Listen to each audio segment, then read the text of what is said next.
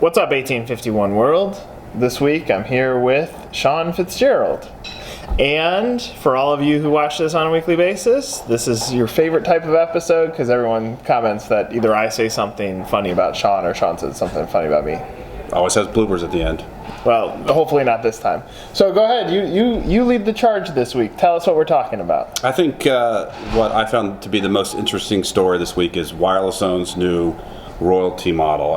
It's really unique. Most brands are all gross revenue, and Wireless Zone has come out with a new program where it's going to be gross profit. So for the first time, I think you're looking at a brand that's aligning the royalties with profitability of the franchisee, which is extremely unique and different. And historically, I don't think brands could typically do that, but with technology today, with the business intelligence that brands have with technology, I think you're going to see more and more brands doing that. So I think it's a first step. It's very unique. I think it's very exciting, and we'll see what happens moving forward. So your suggestion is that brands will become more flexible in finding the model that makes their franchisees most profitable. Yes, they'll be aligned to work on initiatives that drives profitability, not necessarily always top-line sales, because in the top-line sales side may be great for the franchisor, but not always great for the franchisees.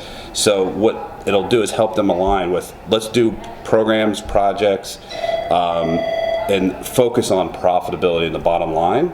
And everybody's in line when that happens, so everybody wins. Do you think this is somewhat of a trend that franchisors started becoming a little bit more flexible in the franchise fee, and logically it makes sense to make adaptations to the royalty structure too? I think it'll be more and more of a trend, because that's typically the difficult spot for franchisors, and the franchisees kind of complain is that we want to really focus on profitability, not always top line, and it's not always easy to do that. But with technology today, with the POS systems and the more information that brands have live, they can begin to start doing that. So I think you're going to see that in the trend in the future, and that's going to be good for the industry, again, because now the franchisor and the franchisee are going to be aligned in growing profitability, not always that top line revenue. Will that work for brands in a food space, or is this more specific to retail chains? I think it can. It really comes down to the business intelligence and the technology and the advancements of real-time data that brands are getting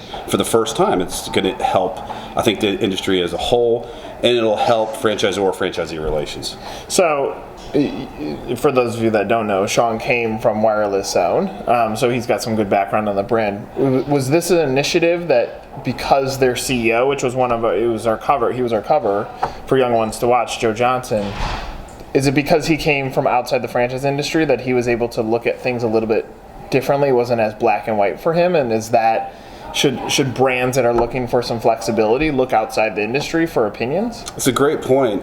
He didn't come from franchising, but he listened to the franchisees, and that's where it stemmed from. So how do we solve this problem where the franchisor is making money in situations where the franchisee may not be, and how do we fix that? Yeah. So taking that outside approach, breaking away from this is how we always have done it, yeah, and looked at it from great point. How do we help franchisees become more successful? And we'll see the trend on Wireless Zone if they're a brand that continues to have a forward movement. You look at another brand like Popeyes, and Aziz Hashim talked about this. Aziz will be our cover in 2 issues. He talked about how Popeyes created a prototype, showed it to the franchisees. Franchisees said they hated it and they blew it up. They said, let's start over from scratch and build something that the franchisees are going to get behind, because we know if franchisees support our model, we're going to have a better shot at growth.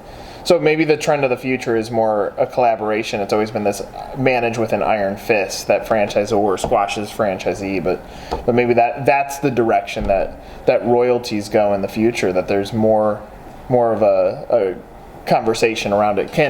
Can you have a scaling royalty? Can the royalty be different based on the life cycle of franchisees, say they're new or they're on multi-unit? Could that be a direction that this goes? Oh yeah, absolutely.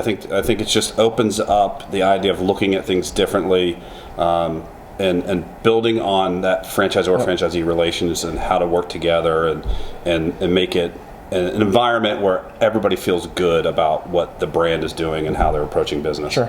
Well, and obviously this fits in well with our what's going to be the next great thing in franchising issue. Be sure to look at that story if you can see it on my phone. the wireless zone story. It might give you some good insight if you're a franchisor, or if you're a franchisee that's looking for a brand that's trying to be innovative in a very it's always been done this way mindset industry.